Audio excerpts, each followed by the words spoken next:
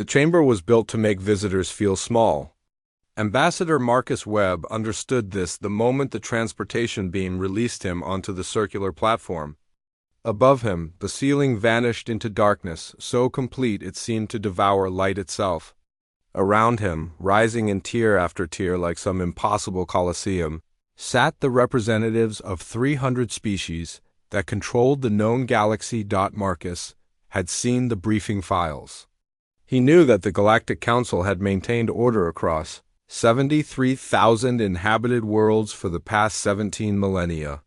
He knew their fleets could sterilize entire star systems. He knew their technology made Earth's greatest achievements look primitive. But knowing these facts and standing in the heart of their power were entirely different experiences. The platform beneath his feet was transparent, revealing an abyss below that seemed endless. Deliberate, Marcus thought. Everything about this place was designed to intimidate. The massive scale, the darkness, the sense of standing on nothing while being judged by entities far above. It would have worked on most species. Humanity was not most species. Lord Vreen of the Takeshi Empire rose from his seat in the first tier. The Takeshi resembled massive crustaceans, but with 7 eyes arranged in a crown around their heads and manipulator limbs that could perform surgery or rip through steel with equal ease. Vreen's carapace bore the markings of age and authority, deep grooves that suggested centuries of life. When he spoke, translation devices throughout the chamber rendered his clicking speech into 1,000 languages simultaneously. The human delegation will present its petition for membership in the Galactic Council. You have been granted this audience after 3 months of preliminary examination. The Council has reviewed your submitted materials. We have studied your history, your technology, your culture. Speak now if you wish to add anything before we render judgment. Marcus looked up at the assembled delegates. He could identify perhaps 30 species from his training. The crystalline Cormathi, who communicated through light patterns across their translucent bodies. The Vextari, beings of pure energy contained within gravitational bottles. The cloud-like Nethrin, whose consciousness existed as electrical patterns in gas. The humanoid Draxi, whose empire once rivaled the Takeshi before the two powers merged interests 3,000 years ago. And countless others, each representing civilizations older than human agriculture. Honored Council, Marcus began, his voice steady despite the weight of 300 gazes upon him. I thank you for this opportunity. But before I speak, I must ask a question. Why are we really here? The chamber fell silent. Several delegates shifted in their seats. Lord Vreen's eye stalks angled forward in what Marcus's briefing had identified as surprise. Explain your meaning. Human, Vreen said carefully. Earth submitted its petition for council membership 9 months ago, Marcus continued. The standard review period is 6 months. You extended it to 9? During that time, we noticed something interesting. Your surveillance of our system increased by 300%. The Takeshi fleet positioned beyond our Kuiper belt grew from 12 ships to 47. The Luminar Collective, which had maintained 3 observation posts in our asteroid belt, increased that to 8. All of this for a species you claim is primitive and insignificant. Murmurs rippled through the chamber. The eldest of the Luminar Collective, a being whose form shifted like oil on water, spoke in a voice that seemed to come from everywhere at once. You were aware of our observation posts? We became aware of your surveillance network 17 years ago, Marcus replied. We chose not to reveal this knowledge until now.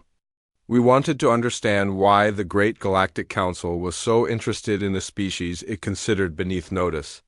Lord Vreen's carapace darkened, a sign of anger. Your arrogance is astounding, human. We maintain surveillance on all developing species. It is standard protocol, nothing more. Do not mistake routine observation for special interest. Then perhaps you can explain why, 3 weeks ago, the Takeshi fleet conducted 17 different sensor sweeps of Mars, Marcus said. Or why the Luminar Collective has been attempting to penetrate our quantum communication network for the past 6 months. Or why the Nethrin Confederacy has had infiltrators embedded in our government, our military, and our scientific institutions for the past decade. The chamber erupted. Denials and accusations flew in a dozen languages. Delegates demanded evidence. Others demanded that the human be removed for making such accusations.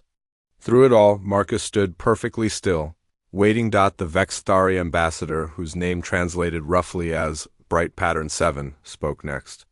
Its voice resonated directly in Marcus's mind, bypassing the need for translation. These are serious claims, Ambassador Webb. You accuse multiple council members of violating first contact protocols.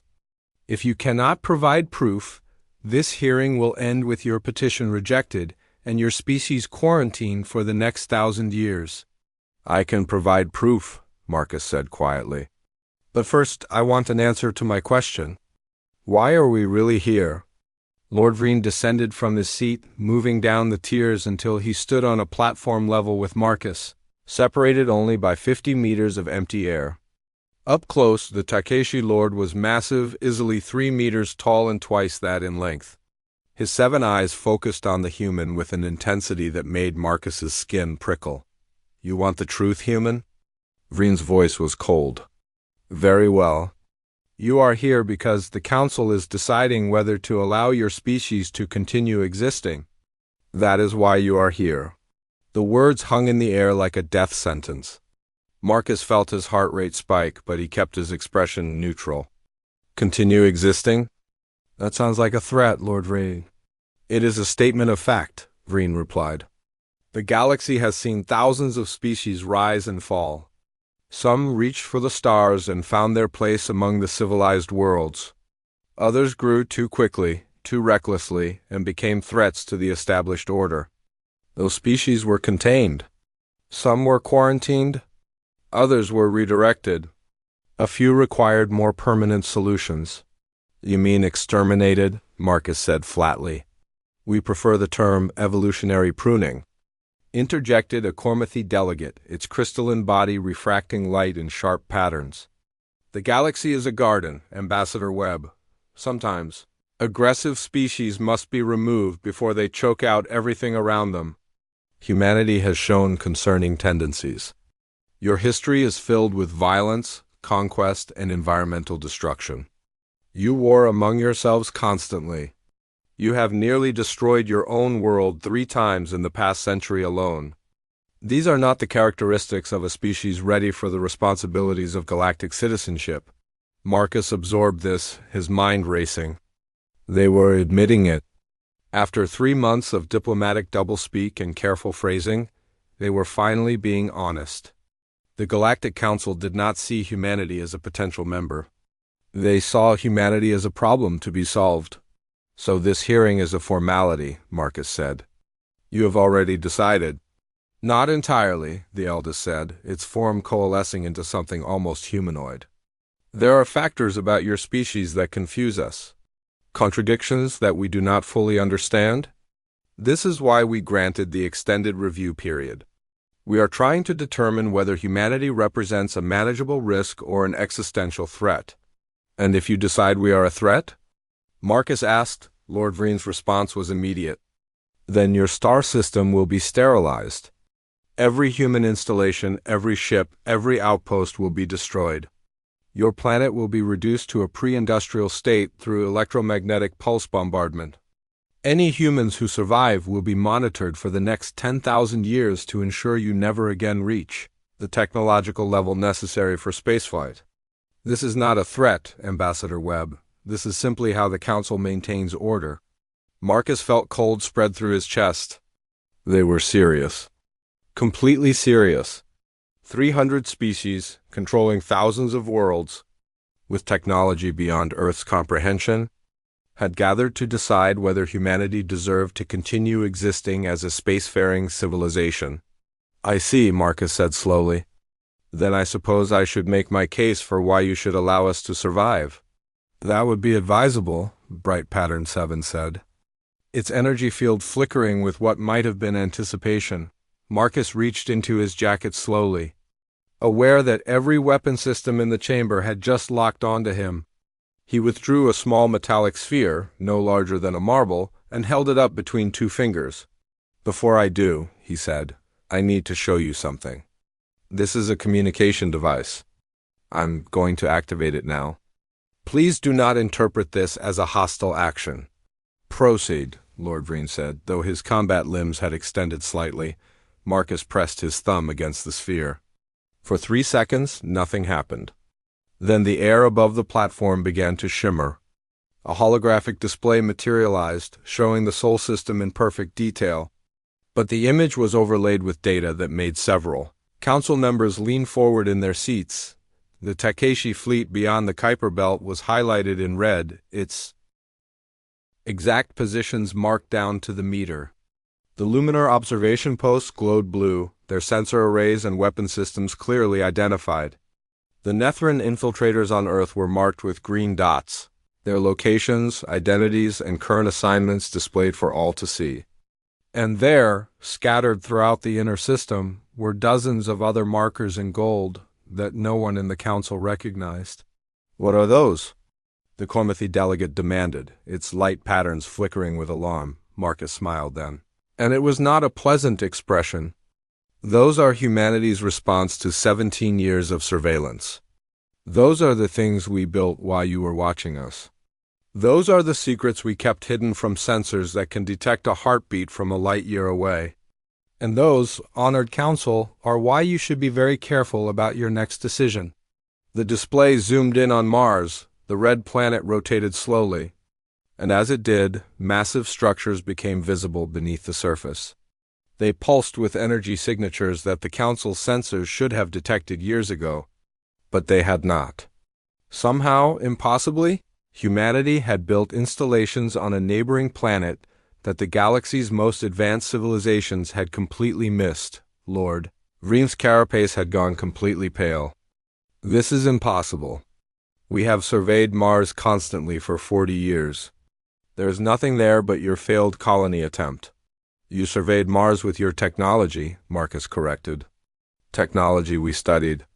Technology we learned to deceive. While you were watching Earth, we were building elsewhere.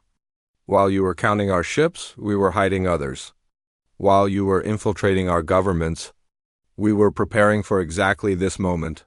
The holographic display continued, showing Europa, Titan, the asteroid belt, all with similar hidden installations. The scope of it was staggering. Humanity had not been cowering under the Council's surveillance. Humanity had been preparing. The question is not whether you will allow us to survive, Marcus said quietly. The question is whether you are ready to see what we have become. In Part 2, I will show you our secret weapon. And then, honored council, we will have a very different conversation about humanity's place in the galaxy. The silence in the council chamber was absolute. 300 species sat frozen, staring at the holographic display that showed humanity's hidden installations throughout the Sol system. Marcus Webb watched their reactions carefully, shock, disbelief, and beneath it all, the first hints of genuine fear. Lord Vreen broke the silence first. His 7 eyes narrowed and his combat limbs fully extended, a threat display that would have terrified most species. You expect us to believe you built all of this without our knowledge? Our sensors are the most advanced in the galaxy. Nothing escapes Takeshi surveillance. Clearly something did, Marcus replied calmly. For 17 years you watched Earth, you tracked our ships, monitored our communications, infiltrated our societies. And while you were looking at what we wanted you to see, we were building what you could not detect. The eldest of the Luminar Collective surged forward, its amorphous form solidifying into something vaguely threatening. Explain how this is possible, human. Our technology predates your entire civilization by millennia. You cannot simply hide from us. Marcus gestured to the holographic display. You are correct. We cannot hide from your technology using our technology. So we did not try. Instead, we developed something different.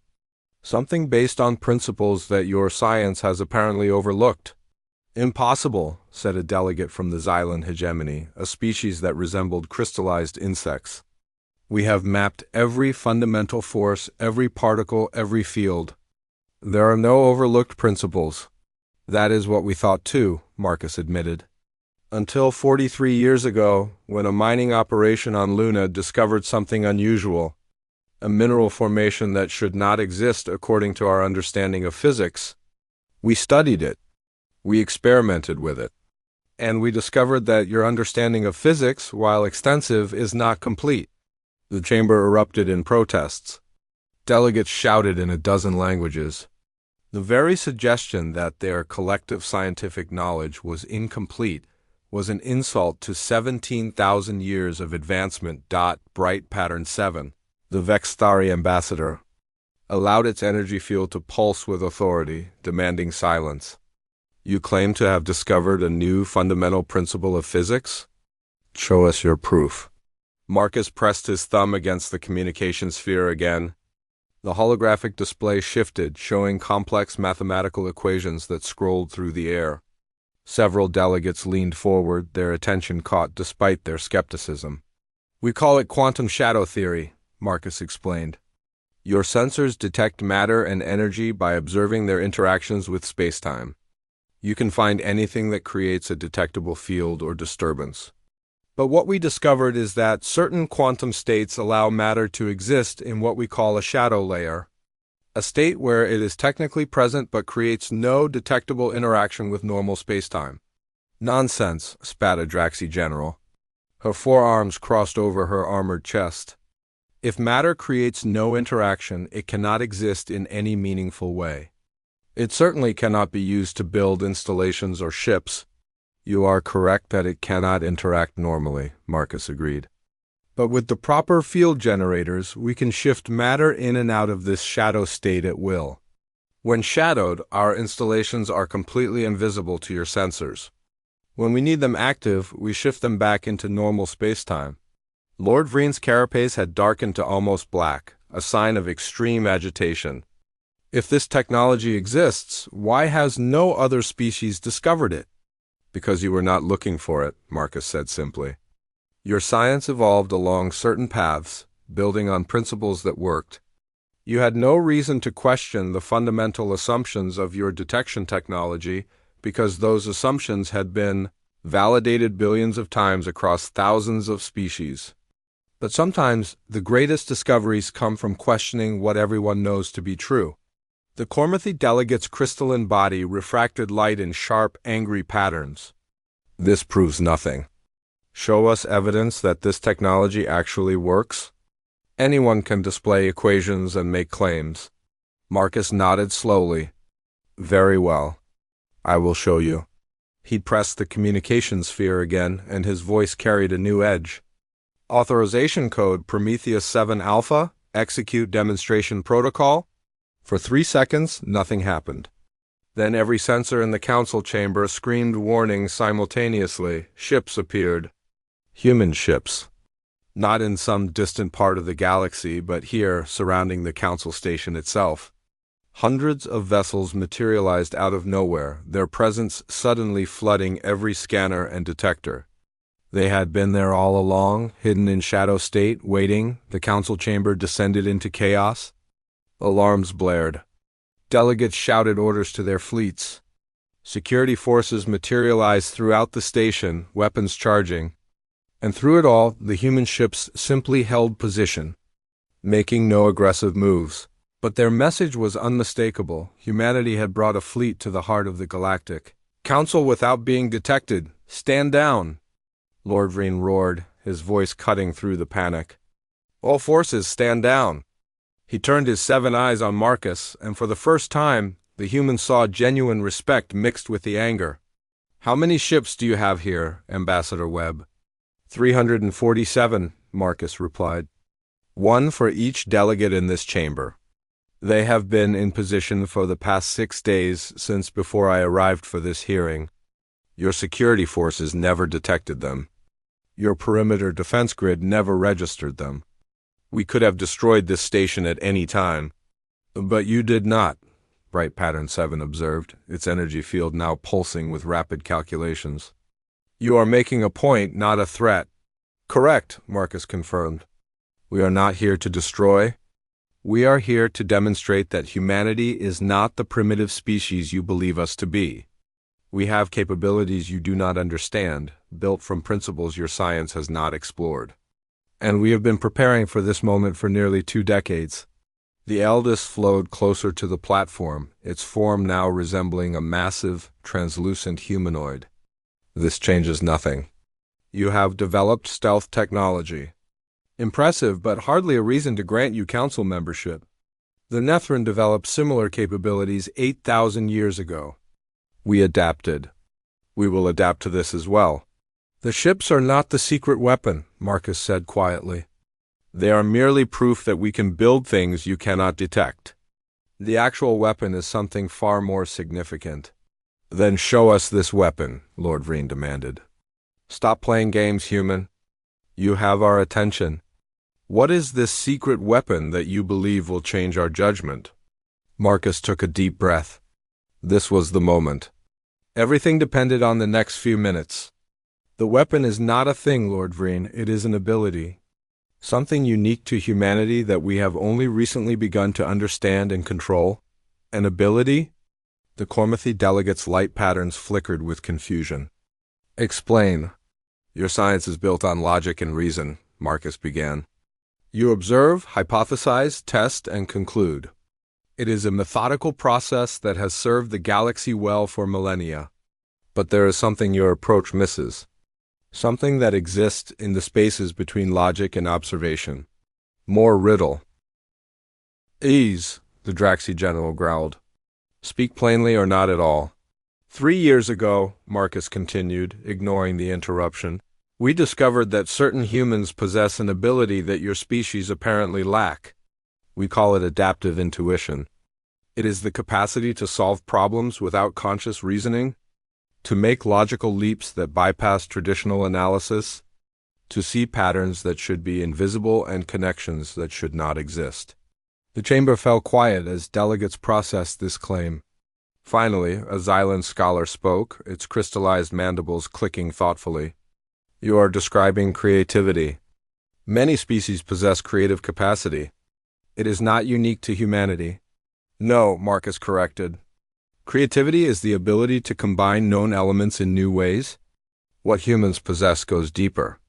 We can operate on incomplete information and still reach correct conclusions. We can intuit solutions to problems we do not fully understand. We can make decisions based on factors we cannot articulate or measure. That sounds like guesswork, Lord Vreen said dismissively. It would be, except that it works, Marcus replied. How do you think we discovered quantum shadow theory? We did not have the instruments to detect the shadow layer. We should not have known it existed. But a researcher named Dr. Helena Grant had what she called a hunch. She could not explain why, but she believed that something was missing from our sensor data. She spent 3 years pursuing a theory that had no logical basis, and she was correct. That is adaptive intuition. Anecdotal evidence, the eldest declared. One lucky researcher proves nothing. Marcus smiled. Then let me offer you a challenge. This communication sphere I am holding contains encrypted data. The encryption uses an algorithm created by the Takeshi Empire, considered unbreakable without the proper quantum key. The data has been encrypted for approximately 7 minutes since I first activated this device. Lord Vreen, would you care to confirm that your encryption is secure? Lord Vreen's eye stalks swiveled to focus on the sphere. His advanced sensors analyzed it for several seconds before he spoke. The encryption is standard Takeshi military grade. It would take our most advanced quantum computers approximately 3 years to break it through brute force. There is no other known method to access the data without the key. And yet, Marcus said, I am going to decrypt it right now. Without a quantum computer, without the key, and without any traditional decryption method? He closed his eyes for a moment, appearing to concentrate. His fingers moved across the surface of the sphere in what seemed like a random pattern. 30 seconds later, the encrypted data unfolded into the holographic display. It showed detailed schematics of the Council Station's defense grid, information that should have been impossible for humanity to obtain. The chamber exploded with accusations. How did the human obtain that data? Who had betrayed the Council? What spy network had humanity deployed? No one betrayed you, Marcus said loudly, cutting through the noise. I obtained this information 12 days ago by accessing your central database directly. I did not hack your systems. I did not bribe an informant. I simply looked at your security protocols and understood them in a way that your designers never anticipated. Adaptive intuition allowed me to see the patterns in your security, the assumptions your programmers made, and the shortcuts they took. I walked through your defenses as though they did not exist because I could perceive the path that logic said should not be there. This is impossible, Bright Pattern 7 insisted. Our security systems were designed by the greatest minds in the Vexthari collective. They are mathematically perfect. They are mathematically perfect against logical attack, Marcus agreed. But adaptive intuition is not logical. It operates on principles that your perfect mathematics cannot account for, because it functions in the space between absolute certainty and random chance. The eldest form rippled, with what might have been disturbance. If what you claim is true, then humanity represents a fundamental threat to every security system in the galaxy. You could infiltrate any database, bypass any defense, decode any communication. Yes, Marcus said simply. We could. And before you decide to sterilize our star system to eliminate this threat, you should know that we have already done exactly that. The temperature in the chamber seemed to drop. Every delegate sat perfectly still, waiting for Marcus to continue. For the past 18 months, Marcus said, his voice carrying to every corner of the massive chamber, we have been quietly accessing the databases of every council member species. We have decoded your communications, mapped your military deployments, analyzed your economic systems, and documented your political structures. We know where your fleets are positioned. We know where your leaders sleep. We know the locations of your strategic resources and the weaknesses in your defensive postures. We have information that could destabilize your governments, crash your economies, or ignite civil wars. And all of this data is currently stored in thousands of locations throughout human space, set to be automatically released if anything happens to Earth or its colonies. The silence that followed was suffocating. 300 species, each believing themselves secure in their power and technology, had just learned that humanity had quietly dismantled every protection they relied upon. You are threatening the entire council, Lord Vreen said, his voice barely above a whisper. No, Marcus corrected. I am explaining our position. You brought us here to decide whether we should be allowed to survive. I am showing you why that decision goes both ways. If you move against humanity, you will destroy us. But in doing so, you will trigger the release of information that will plunge the galaxy into chaos. Your perfect order, maintained for 17,000 years, will collapse. That is not a threat, Lord Vreen. It is simply a fact. Marcus paused, letting his words sink in, then continued. But there is another option. Accept that humanity has something to offer. Our adaptive intuition, our ability to see what others miss, our capacity to solve unsolvable problems. These are not threats. They are assets. Assets that could benefit every species in this council if you choose cooperation over elimination. The chamber remained silent. Marcus could see delegates communicating with each other through private channels, could see the calculations happening behind alien eyes. They were trapped. Eliminating humanity would trigger exactly the chaos they sought to prevent. But accepting humanity meant acknowledging that their absolute power was no longer absolute. In Part 3, Marcus said softly, I will show you what humanity has already done with this power, and what we offer for the future. The choice, honored council, is yours, but choose wisely. The galaxy has changed, whether you acknowledge it or not. The council chamber remained frozen in tense silence. Marcus Webb stood on the transparent platform, surrounded by 300 species that controlled the galaxy, and waited. He had laid out humanity's position. Now came the response. Lord Vreen descended from his elevated seat, his massive form moving with deliberate slowness. When he reached a platform level with Marcus, he spoke in a voice that carried throughout the chamber. You have made your demonstration, Ambassador Webb. You have shown us your stealth technology, your infiltration capabilities, and your information gathering. But you have also just committed an act of war against every member of this council. You have violated our sovereignty, stolen our secrets, and threatened us with exposure.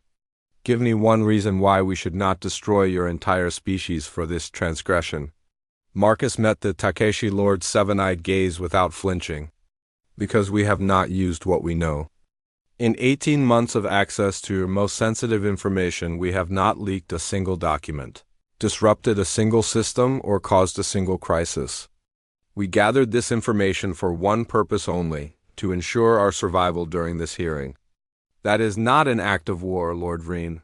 That is an act of desperation by a species that knew it was being judged for extinction.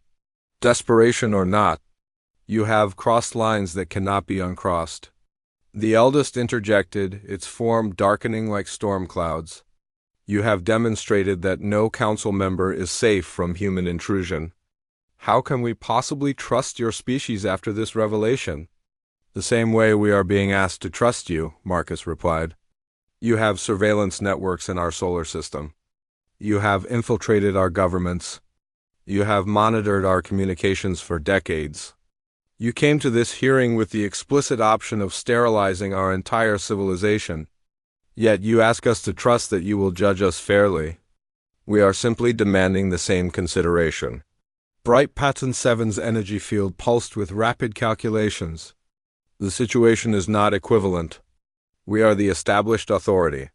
You are the newcomers seeking admission. The power dynamic is fundamentally different. Is it? Marcus challenged. Power is not just military might or technological superiority. Power is also information, leverage, and the capacity to disrupt. We have shown you that humanity possesses all three. The question is not whether we have power. The question is what we intend to do with it. And what do you intend? Asked a delegate from the Silicate Collective, beings who existed as networked crystal matrices. You have backed us into a corner, Ambassador Webb. You threaten chaos if we move against you, but you offer no assurance that you will not use your capabilities for hostile purposes once admitted to the Council. Marcus nodded slowly. You are right to be concerned. Words alone cannot provide the assurance you need. So instead I will show you what humanity has already done with our capabilities. Actions speak louder than promises. He activated the communication sphere again.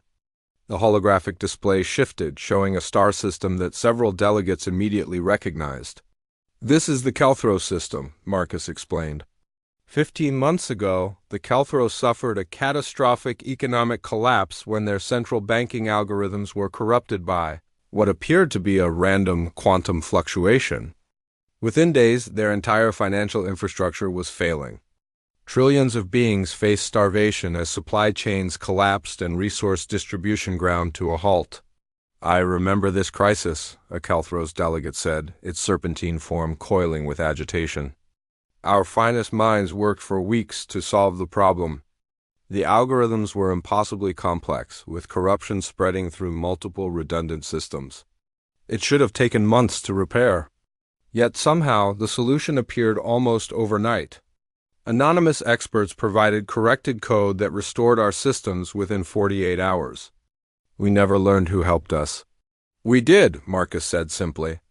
A team of human analysts detected the crisis through our monitoring network. Using adaptive intuition, they identified the source of the corruption and generated corrected algorithms in less than 12 hours. We provided the solution anonymously because we were not interested in recognition or leverage. We acted because beings were suffering and we had the ability to help.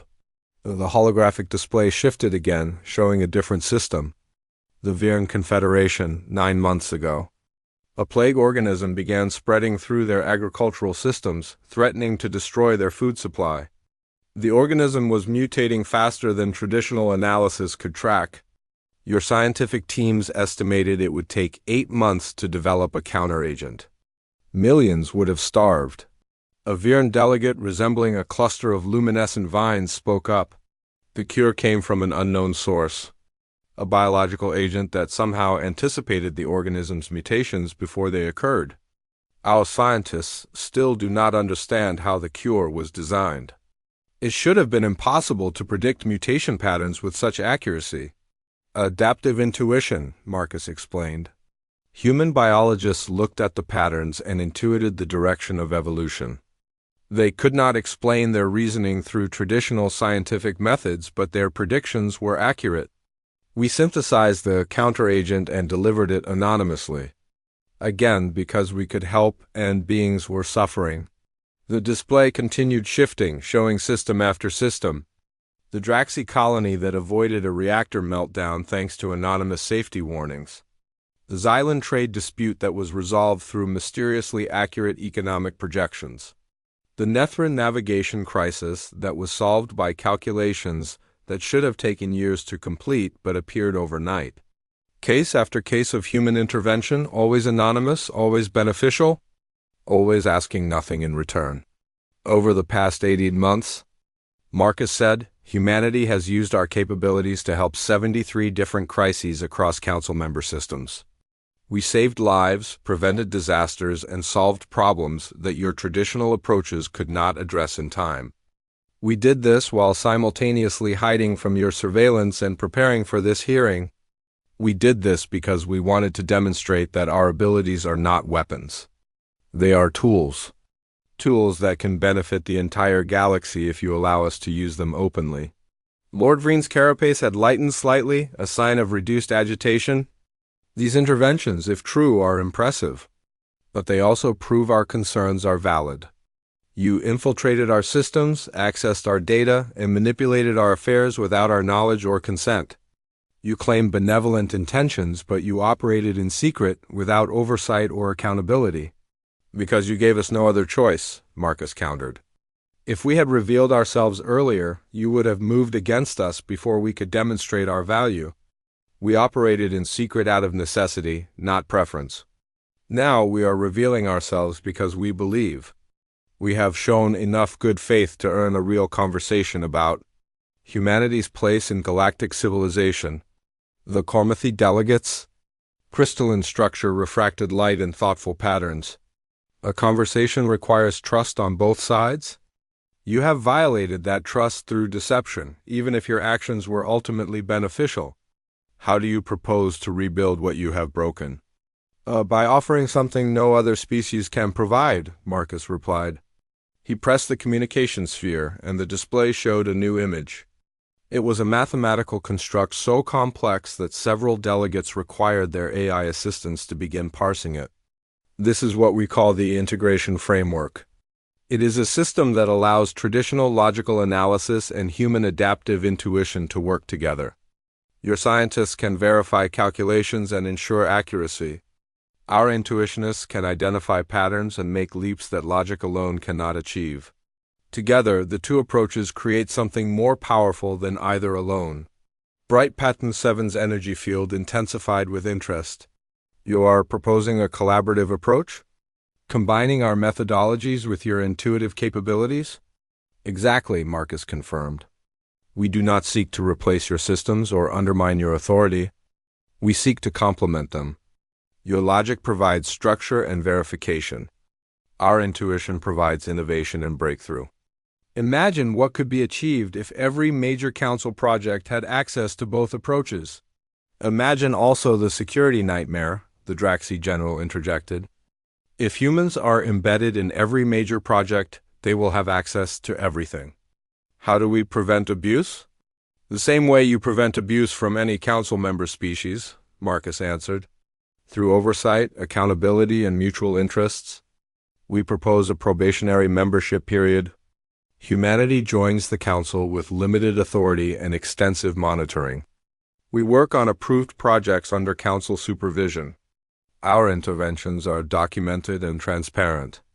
Over time, as we build trust through demonstrated reliability, our role expands. If we prove unworthy, you have mechanisms to revoke our membership and quarantine our system. But you give us the chance to prove ourselves. The eldest flowed closer, its form now more defined than before. And what of the information you have already gathered? The secrets you hold about every council member? That leverage remains regardless of any probationary period. Marcus reached into his jacket and withdrew a small crystalline storage device. This contains the encryption keys to every database where we have stored sensitive information.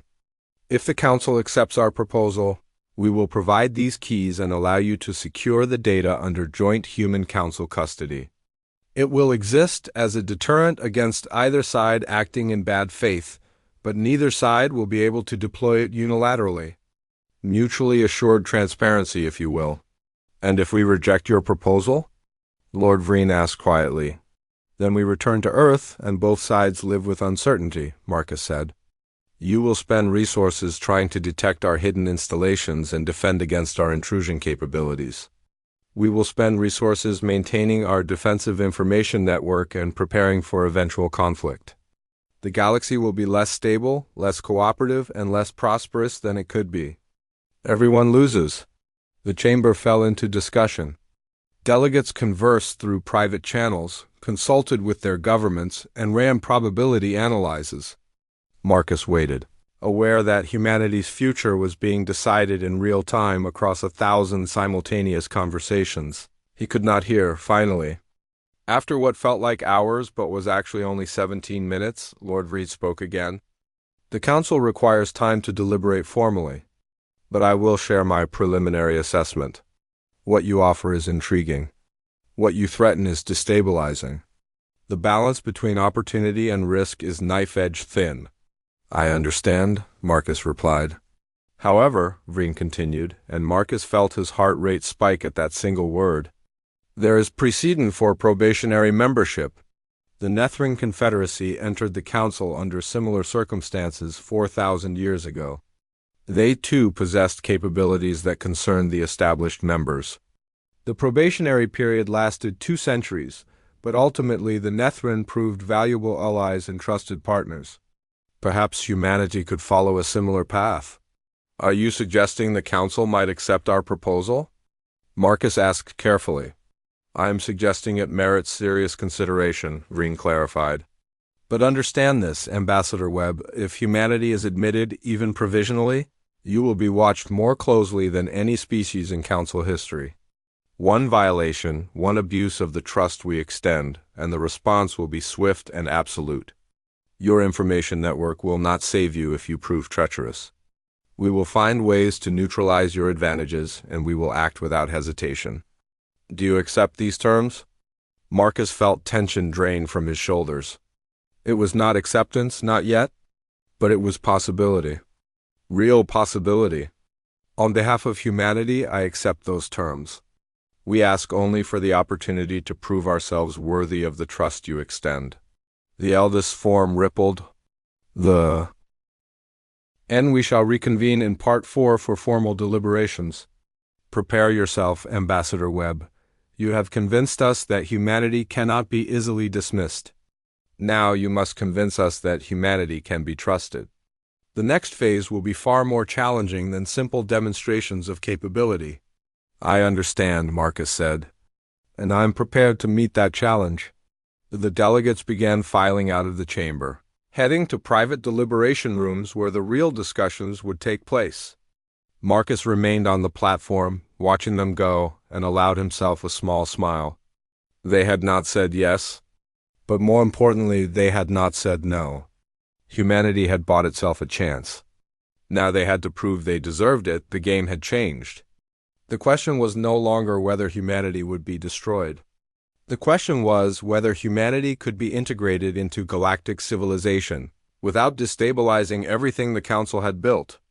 It was still a dangerous position, but it was far better than the alternative. Marcus activated his communication sphere one final time, sending a coded message back to Earth, 3 words that would bring relief to billions, still in play. Marcus Webb stood in a smaller chamber now, though small was relative when dealing with structures built for galactic governance. This deliberation room still stretched 50 meters across, with seating for 30 delegates representing the Council's Executive Committee.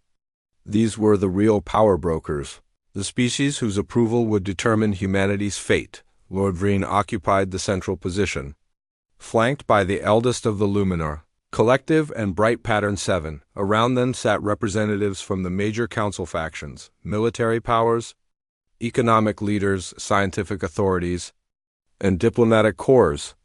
Each had spent the past 4 hours reviewing humanity's proposal, consulting with their governments, and preparing their positions. Marcus had spent those same 4 hours in isolation, allowed no communication with Earth, no consultation with advisors. Just him, his thoughts, and the weight of 8 billion human lives resting on whatever words he chose next. Ambassador Webb, Lord Vreen began, his 7 eyes focusing with unsettling intensity. We have reviewed your proposal for probationary membership. We have analyzed your demonstrated capabilities. We have investigated your claims of beneficial interventions across council space. The executive committee has reached preliminary consensus on several key points. Marcus remained silent, waiting. This was the critical moment. Everything came down to the next few sentences.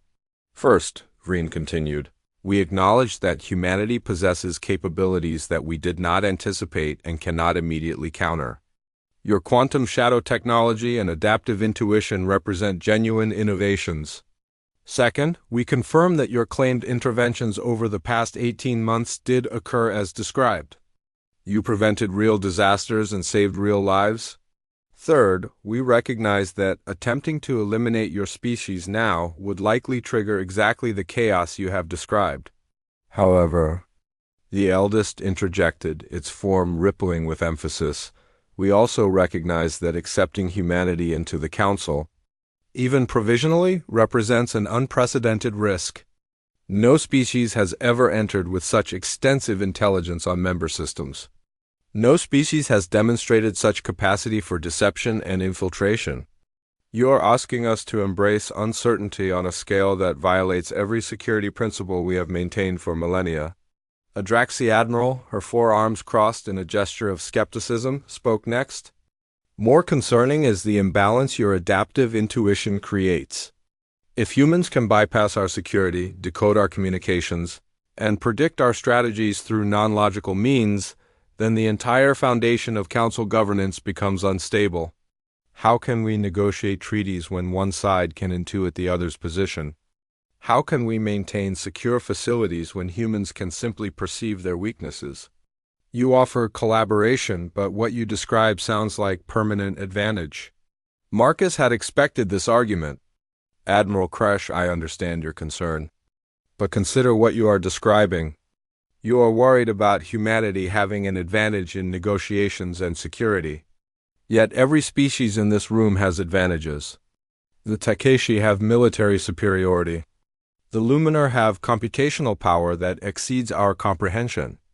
The Vexthari manipulate energy fields in ways we can barely detect. Every council member brings unique strengths. That is the point of a council rather than an empire. Diverse capabilities working toward common goals. The difference, Kresh countered, is that our advantages are knowable. Your intuition is, by definition, not transparent. We cannot verify your reasoning or challenge your conclusions because you yourself claim not to understand how you reach them. Which is exactly why we need oversight and collaboration, Marcus replied. Alone, human intuition is unreliable. We make leaps that sometimes lead to breakthroughs and sometimes lead to disaster. But combined with your logical analysis, our intuition becomes verifiable. We sense patterns, you test them. We make predictions, you validate them. The integration framework I proposed is not just about combining capabilities. It is about creating accountability through complementary methodologies. Bright Pattern 7's energy field pulsed thoughtfully. An interesting argument. But it requires trust that humanity will actually submit to such oversight rather than acting independently when convenient. Then build that trust incrementally, Marcus suggested. Start with small projects where the risk is minimal and the oversight is maximum. Let us prove our reliability on matters that do not threaten council security. As we demonstrate consistent cooperation, expand our role gradually. If at any point we violate the terms, you can revoke our participation and return us to quarantine. A silicate collective representative. Its crystalline matrix, glowing with internal light, spoke for the first time. The probationary membership model you propose is based on the Nethrin precedent. But the Nethrin possessed advanced stealth capabilities, not information warfare abilities. The situations are not equivalent. What specific safeguards do you propose to address the unique risks humanity presents? Marcus had prepared for this question. He activated his communication sphere, projecting a detailed framework into the space above the conference table. 3 layers of safeguards. First, human personnel working on council projects will operate in teams with non-human oversight. No human will have unsupervised access to sensitive systems or information. Second, we will share the theoretical basis of adaptive intuition with council scientists so you can develop your own training programs and, eventually, countermeasures if needed. Third, the joint custody information network I described will be monitored by an independent oversight body composed of council members and humans, ensuring neither side can abuse the arrangement. You would share the secrets of your primary advantage? The eldest asked, its form solidifying with interest. Why would you give us the ability to neutralize your unique capability? Because keeping it secret only reinforces your distrust, Marcus explained. If we hoard adaptive intuition as a permanent advantage, you will always see us as a threat. But if we share it openly and help you develop similar capabilities, then it becomes a common tool rather than a unique weapon. Some of your species may never develop strong intuitive abilities due to neurological differences, but others might. And even understanding the principle will help you better integrate human insights into your decision-making processes. Lord Vreen leaned forward, a gesture of intense focus. You are proposing that we fundamentally alter how the Council operates. Incorporating intuitive analysis into systems that have relied on pure logic for 17,000 years represents a massive shift. The potential for disruption is enormous. So is the potential for breakthrough, Marcus countered. Lord Vreen, with respect, the galaxy faces challenges that your current approaches have not solved. The energy crisis in the outer sectors, the resource depletion in core worlds, the mathematical limits of your quantum communication networks. These are not failures of your science. They are problems that require different approaches. Approaches that logic alone may never discover because they exist in the conceptual spaces that logic does not explore. A Xylan researcher, its crystallized mandibles clicking rapidly, interjected, "You are suggesting that human intuition could solve problems that have stymied our greatest minds for centuries?" "I am suggesting that combining our approaches might solve them," Marcus clarified. "I make no claim that humans are superior. We are different. And difference, properly utilized, creates opportunity." The chamber fell silent as the delegates absorbed this. Marcus could see calculations happening behind alien eyes, probability assessments running through quantum processors, political considerations being weighed against strategic opportunities. Finally, a Nethrin diplomat spoke, its gaseous form swirling with subtle patterns. "I've consulted with our historical archives regarding our own probationary period 4,000 years ago. The concerns raised about humanity echo many of the same arguments made about my species. We too possessed capabilities that seemed destabilizing. We too were viewed as security risks.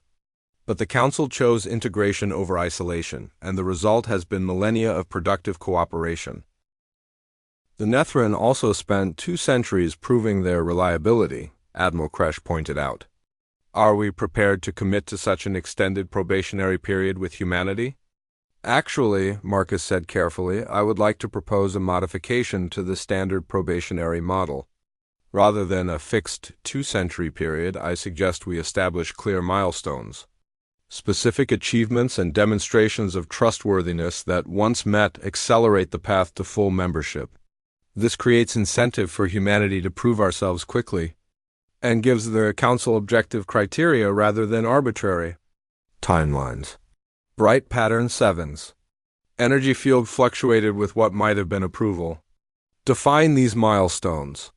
Marcus pulled up a new display. 5 major milestones, each building on the previous. First, successful collaboration on 3 low-security projects with 0 violations. Second, positive resolution of 1 major council challenge using human-assisted analysis. Third, establishment of the shared intuitive training program with measurable results. Fourth, joint human council operation on a security-sensitive mission. Fifth, demonstrated ability to detect and prevent abuse of adaptive intuition by human actors, proving we can police ourselves.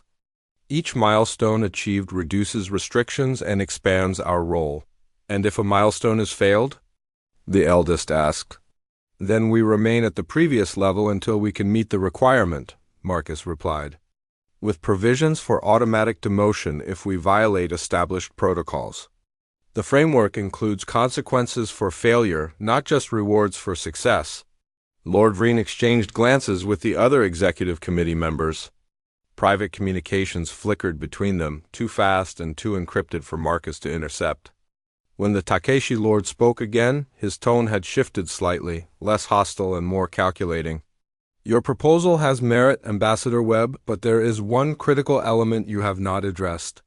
You speak of humanity's capabilities and humanity's value, but you represent a single planet, a single unified government. What guarantee do we have that all humans will honor these agreements? What if factions within your species choose to act independently, using your capabilities for personal gain or hostile purposes? It was a fair question, and one that Marcus had dreaded. Because the truth was complicated. Earth's government is unified for purposes of external relations, he said carefully. But like any civilization, we have internal diversity. Political factions, corporate interests, independent actors. I cannot guarantee perfect compliance any more than you can guarantee every member of the Takeshi Empire will always follow Lord Vreen's directives. But we have enforcement mechanisms, Vreen countered. Military forces, legal systems, social structures that have been refined over millennia. What does humanity have?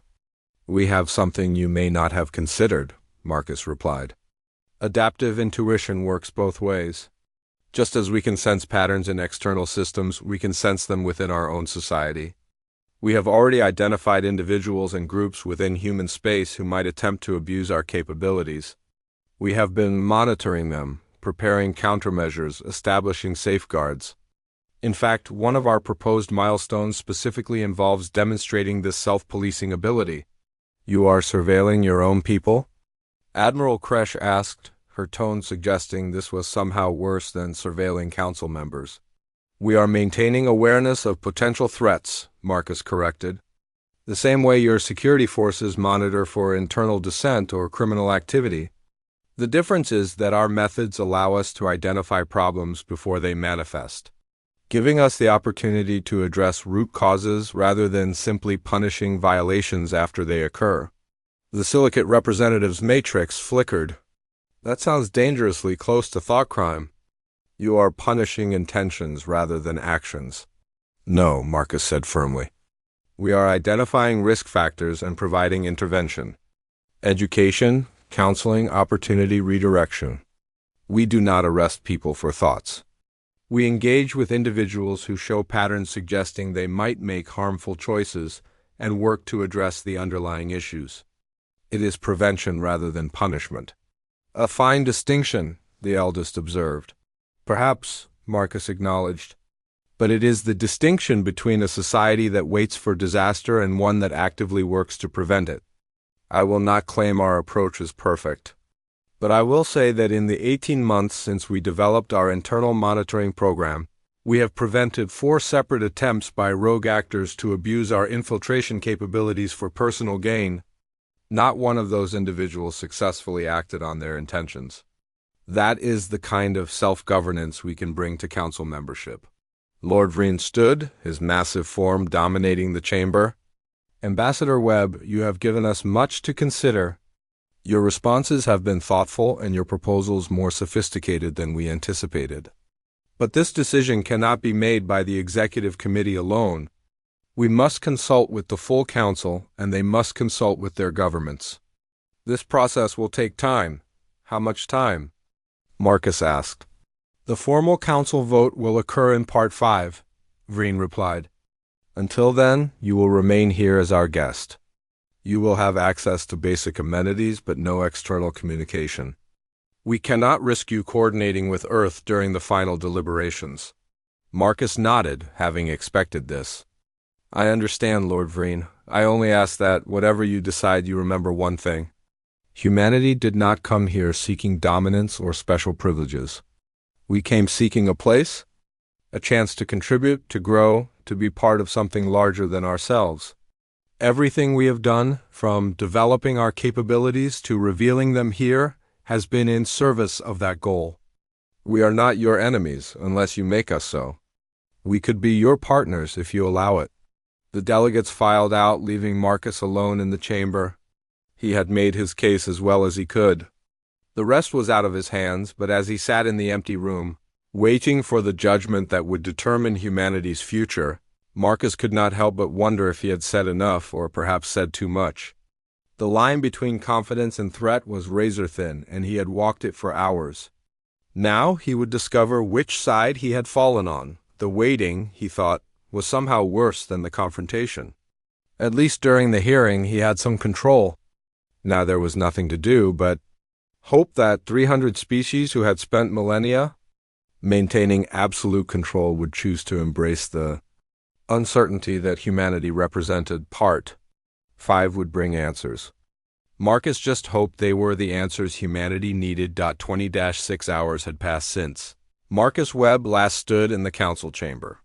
26 hours of isolation, of waiting, of running through every possible outcome in his mind. Now he was back on the transparent platform, suspended above the abyss, surrounded once again by 300 species whose judgment would reshape human history. The chamber felt different this time. The air carried a tension that had not been present before, an electric anticipation that made the hair on Marcus's neck stand up. The delegates were not mocking him now. They were watching him with the focused attention given to something genuinely dangerous. Lord Vreen rose from his seat, and the chamber fell instantly silent. The Takeshi Lord descended to his speaking platform. His 7 eyes locked on Marcus with an intensity that suggested the past day had brought revelations Marcus knew nothing about. Ambassador Webb, Vreen began, his voice carrying through the vast chamber with perfect clarity. The council has deliberated. We have consulted with our governments, analyzed your proposals, and investigated claims we could verify independently. What we discovered has significantly altered our understanding of this situation. Marcus felt his pulse quicken. Altered how? Had they found something he had not revealed? Some flaw in humanity's preparations? During our investigations, Vreen continued, we uncovered something your demonstration failed to mention. 15 years ago, there was an incident in the Corvan sector. A research station studying exotic matter was experiencing catastrophic containment failures. The station held 17,000 researchers from 43 different species. Our rescue protocols estimated a minimum response time of 6 hours. The station had less than 2. Marcus kept his expression neutral, but his mind raced. He knew where this was going. The station did not explode, Vreen said. Against all probability, the containment systems stabilized themselves. The official report attributed this to a fortunate quantum fluctuation.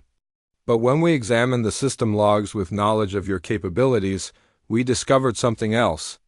The containment algorithms were modified during the crisis.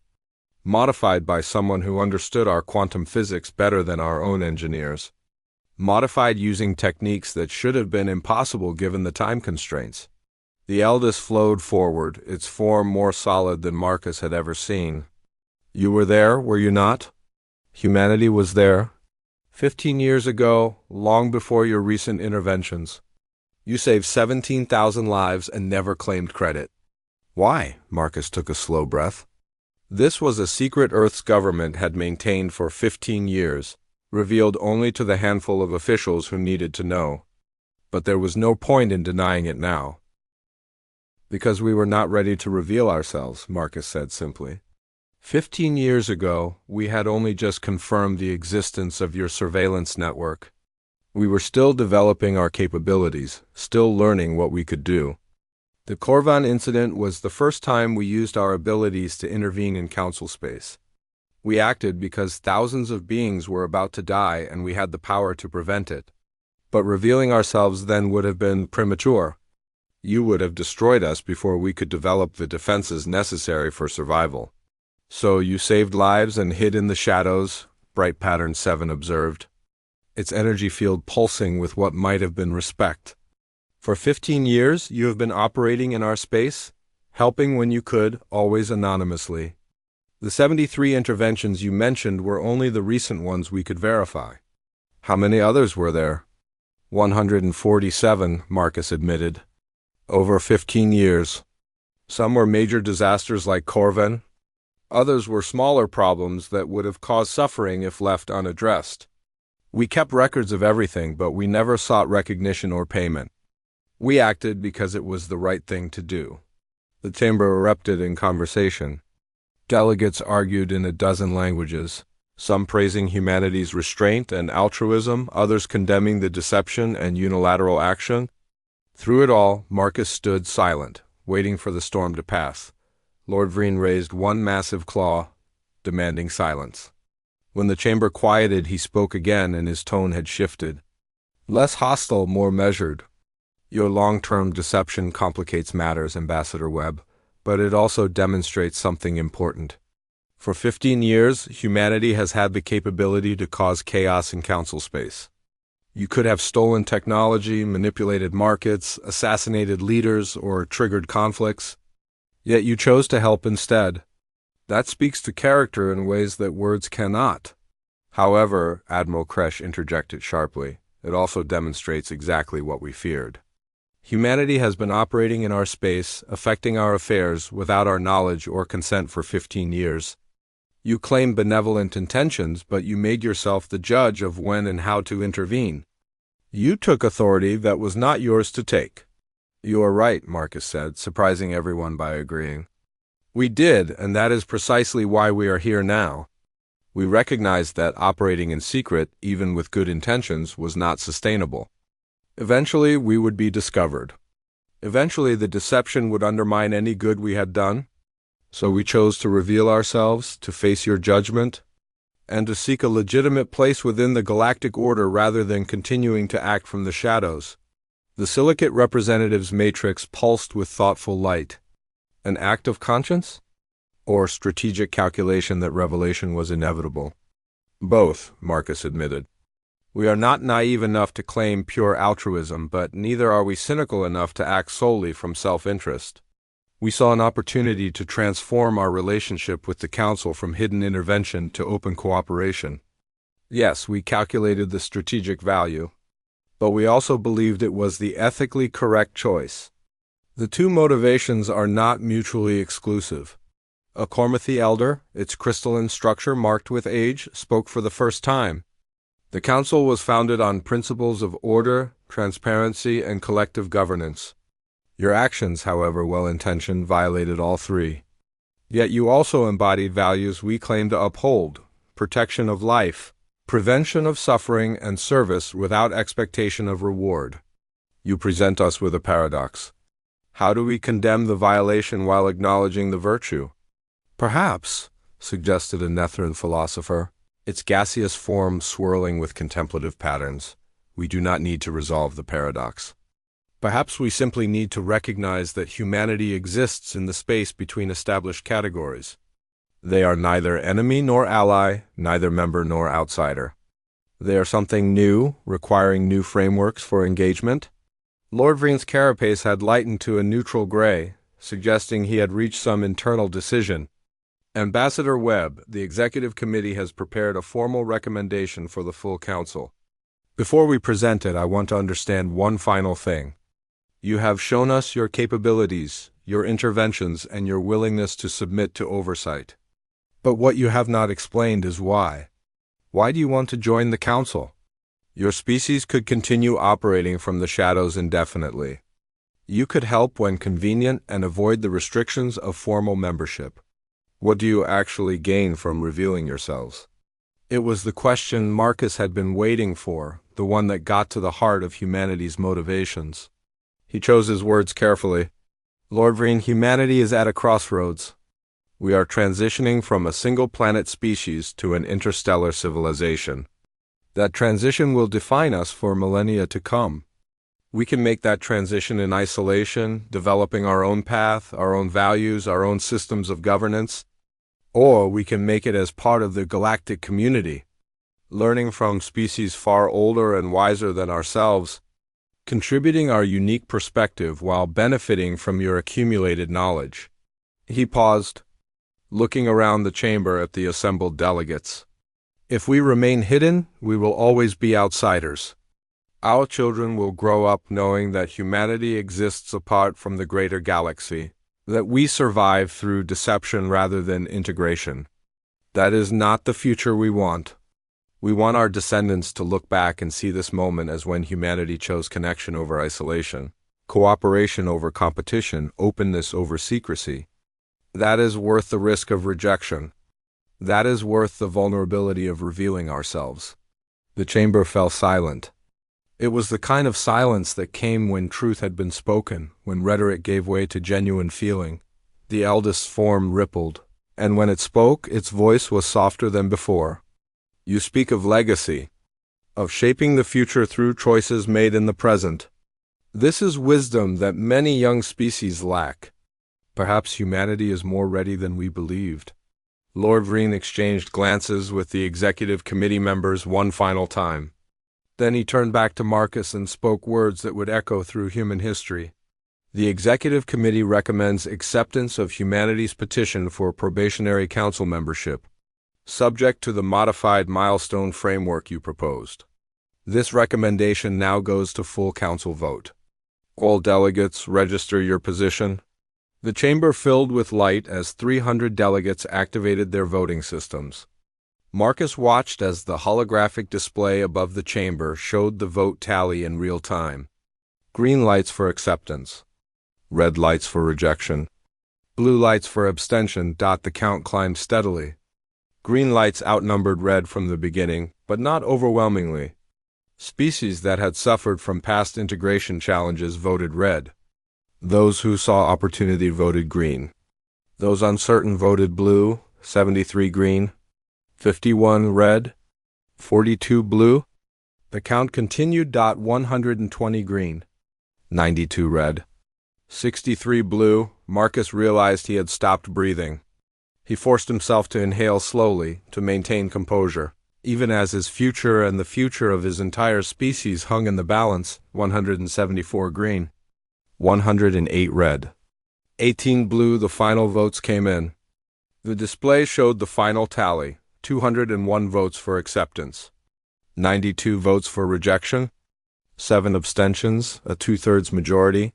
Humanity had been accepted. The chamber erupted in sounds Marcus could not identify. Celebration? Resignation? Uncertainty? Perhaps all three. But through the noise, Lord Vreen's voice carried clearly. By council vote, humanity is hereby granted probationary membership in the Galactic Council, effective immediately. Ambassador Webb, you will remain as humanity's representative during the probationary period. You will work with the Oversight Committee to establish protocols for your species integration. The first milestone evaluation will occur in 6 standard months. Congratulations, Ambassador. You have achieved what you came for. Marcus felt something release in his chest, a tension he had been carrying for months finally easing. They had done it. Against impossible odds, against species that had controlled the galaxy for millennia, humanity had secured a place at the table. Thank you, Lord Vreen. Thank you, honored council. I swear to you that humanity will prove worthy of the trust you have placed in us today. See that you do, Vreen replied. Because the galaxy will be watching. One mistake, Ambassador Webb, and this decision will be reversed. Do not give us reason to regret our choice. We will not, Marcus promised. As the delegates began to file out, several approached Marcus directly. The Nethran diplomat who had spoken in favor of acceptance. The Cormathi elder who had articulated the paradox humanity represented. Even Admiral Kresh, who had opposed the decision but now offered a grudging gesture of respect. You argued well, human, Kresh said. I voted against acceptance, but I acknowledge you earned this opportunity. Do not waste it. I will not, Admiral, Marcus replied. When the chamber finally emptied, Marcus was left alone on the platform once more. But this time, he was not a petitioner facing judgment. He was a council member, however provisional, with all the rights and responsibilities that entailed. He activated his communication sphere and sent a message to Earth, a longer message this time, with details and context. But it began with the same 3 words that mattered most. We are in. On Earth, 8 billion humans received the news. There would be celebrations, debates, concerns about the restrictions and requirements. But beneath it all was a simple truth. Humanity had been recognized. The galaxy had looked at this young, chaotic, violent species and decided to give them a chance. What humanity did with that chance would determine whether this day was remembered as the beginning of a great partnership or a terrible mistake. But for now, standing in the council chamber that had nearly been the site of his species' condemnation, Marcus allowed himself a moment of simple relief. They had survived. They had been accepted. The rest would come in time. The secret weapon had not been the ships or the technology or the stolen information. The secret weapon had been something simpler and more powerful, the willingness to be vulnerable, to reveal truth instead of hiding behind deception, to ask for a place rather than demanding it. Humanity had gambled everything on the hope that the galaxy valued honesty over power. And somehow, impossibly, the gamble had paid off. The future stretched before them, uncertain and challenging and full of possibility. But it was a future humanity would face as part of the galactic community, not apart from it, and that made all the difference.